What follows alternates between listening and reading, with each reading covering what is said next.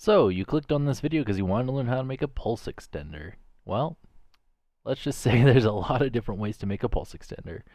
You got single button, you got it with a switch, you got the blueprint edited method,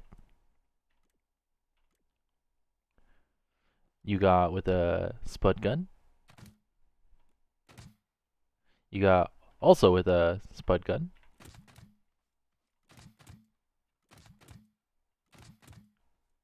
and then you got with a sensor,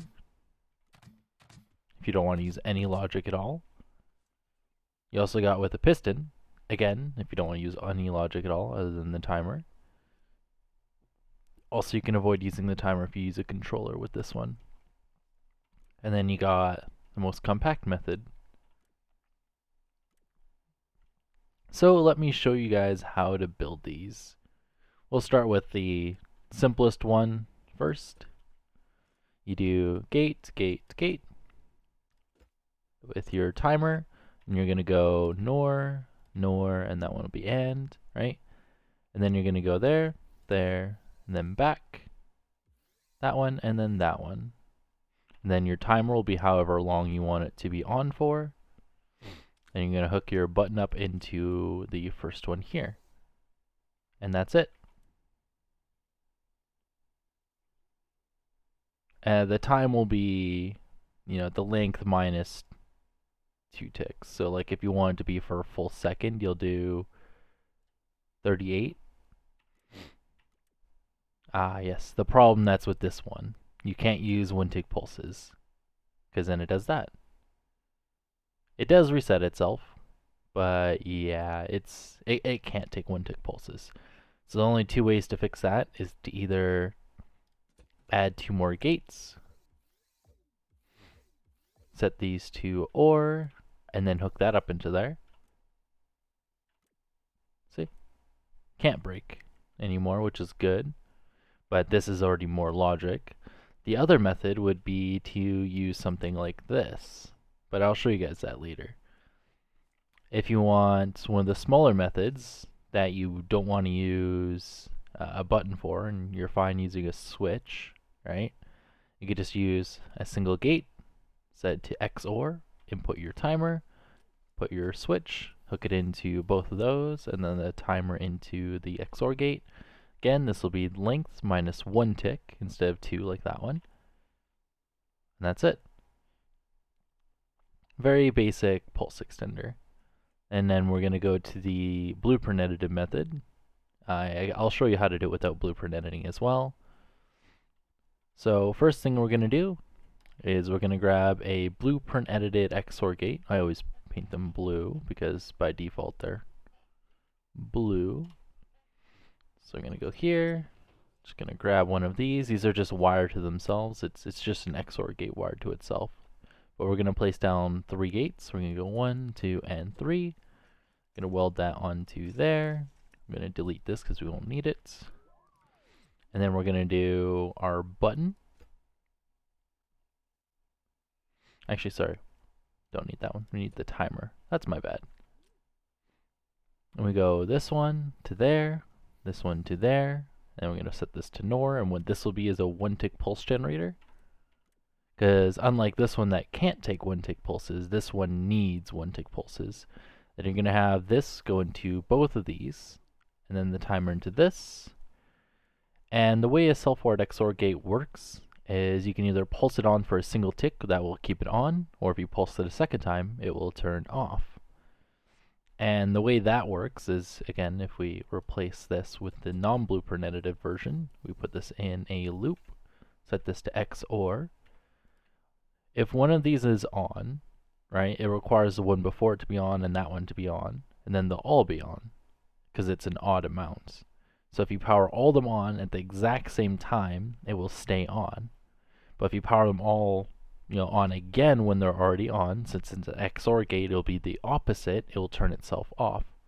So it's one of the easier ways to do a memory bit.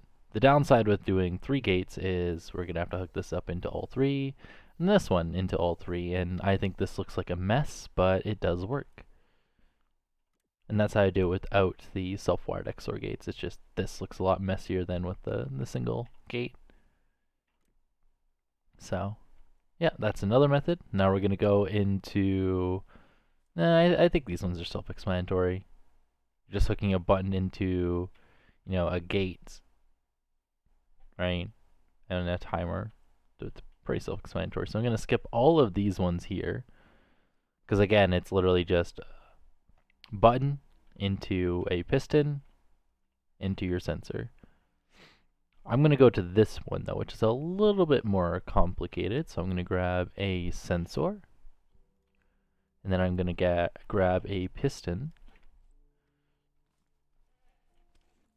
And we're going to extend this a little bit. We're going to place down our timer. I set to 1 second. I'm going to put down my logic gate. I believe it's set to XOR, right? No, it's set to OR. That's my bad. Then we're going to hook up our piston. I'm going to put a distance of 1, max speed. And I'm going to temporarily power this. We're going to put that on the end. Right? Oh, of course. Put it to a distance of 3 for now. Then we're going to place a switch on the underside, or not switch, a sensor on the underside of this button here. It could be a little finicky, but it is possible. See? And then we're going to go up to it. We're going to put this on switch mode. Range of 1 should be fine. Then we're going to hook this into, oh, actually, I forgot how this is wired up. Give me a second here. Just going to bring it over here. It's been a while since I built this.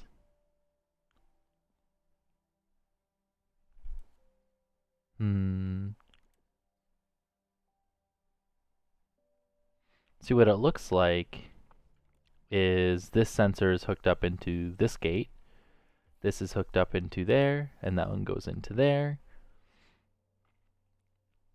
And then it looks like this is hooked up into that. So I'm going to remove that, hook that up into there, and this should be good to go.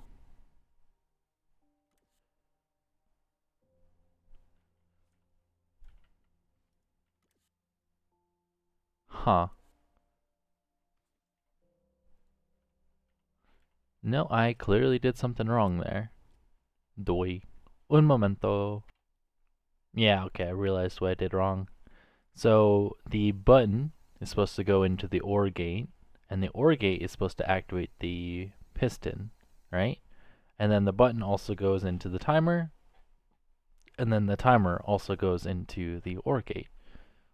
So I'm going to have to disconnect the switch and connect this into the piston, and then your output will be the sensor. There we go. So essentially what this method is doing is similar to how you have this switch over here, right?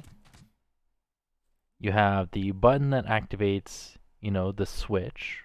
And then it also goes into a timer that will again activate the switch. So that's all this one's doing. Yeah, that took me a little bit. I don't know why I'm smooth brain, but yeah, that's how you make a pulse extender. If there's any other simple logic creations you want to learn, just put it down in the comments down below. And I'll see you guys in the next video. Bye! We'll see.